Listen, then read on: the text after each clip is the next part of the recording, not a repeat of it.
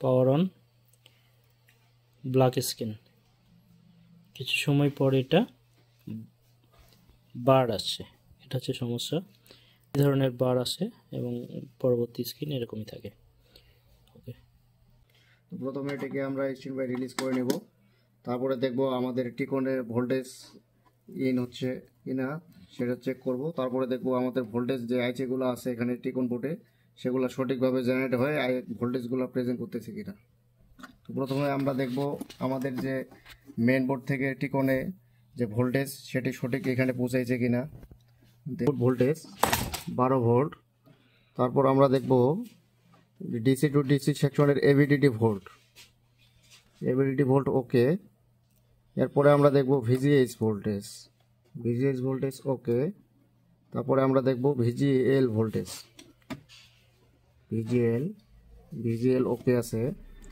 এরপরে দেখব VDD 3.3 volt ওকে। এরপরে একটি ভোল্টেজ দেওয়া আছে এখানে ভিজিএইচপি, এটাও ওকে আছে। তারপরে ভিআরইএফ 16, ঠিক আছে, এটাও ঠিক আছে। তারপরে কিছু সিগন্যাল ডিসপ্লেকে চালানোর জন্য যে ভোল্টেজগুলো লাগে সব ভোল্টেজে ওকে আছে। এখন আমরা স্কেলার বোর্ডে ভোল্টেজ চেক করব। প্রথমে দেখব আমাদের এই স্কেলারে রয়েছে এখানে আমাদের লেভেল শিফটার আইসি। তো লেভেল শিফটার আইসির যে ইনপুট ভোল্টেজগুলো সেগুলো সঠিক এখানে আসে কিনা সেগুলো চেক করব।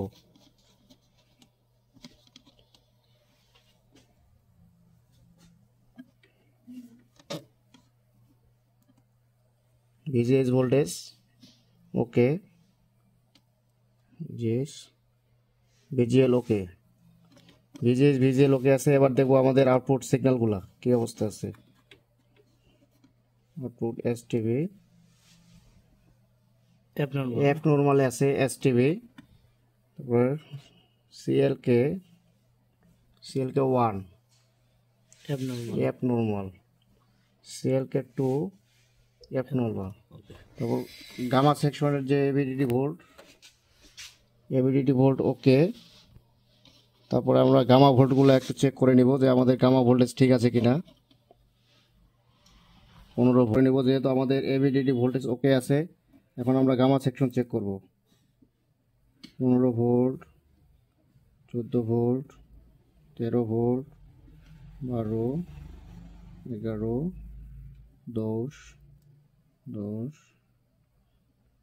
8,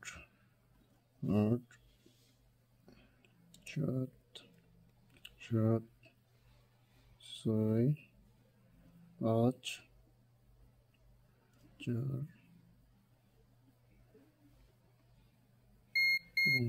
আমাদের ভোল্টেজ ওকে আছে, গামা সেকশন ওকে। ভোল্টেজ আমাদের স্কেলার বোর্ডের যে ভোল্টেজগুলো সব ভোল্টেজে প্রেজেন্ট আছে, শুধু এক নর্মাল ভোল্টেজ পেয়েছি আমরা এসটিভি আউট যে ভোল্টেজ আমাদের যে গেট এরিয়ার ভোল্টেজগুলো। তো আমরা প্যানেলটি আমাদের অভিজ্ঞতা থেকে বলতেছি যে আমাদের এই সাইড গেট এরিয়া শর্ট আছে। সেক্ষেত্রে আমরা এই সোর্স যে কব আছে সোর্স কবের এই গেট এরিয়া ওপেন করে দেখব আসলে আমাদের সমস্যাটি সমাধান হয় কিনা।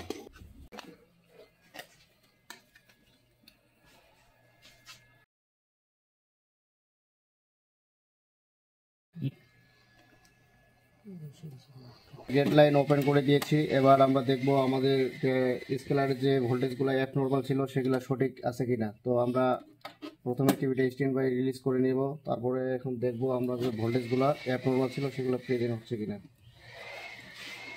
ওই এসটিভি আউট 7 প্রেজেন্ট,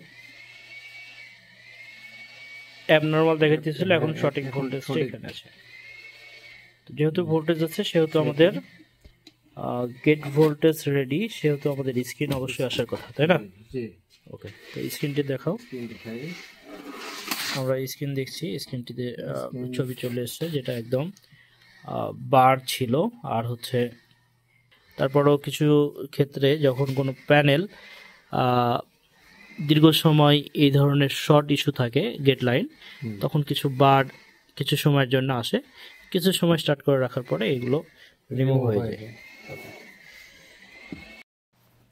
তো আমরা আমাদের এখানে যে ট্রেনিং সেন্টারে যে কাজগুলো আসে এগুলো আমরা সর্বপ্রথম স্যার আমাদেরকে এগুলা ভালোভাবে বেসিক কমপ্লিট করে দিয়েছে। বেসিক কমপ্লিট করে দেওয়ার পরে আমাদেরকে কিছু কাজ দেয়, সে কাজগুলো হয় গ্রাহকের, আমরা সমাধান করি।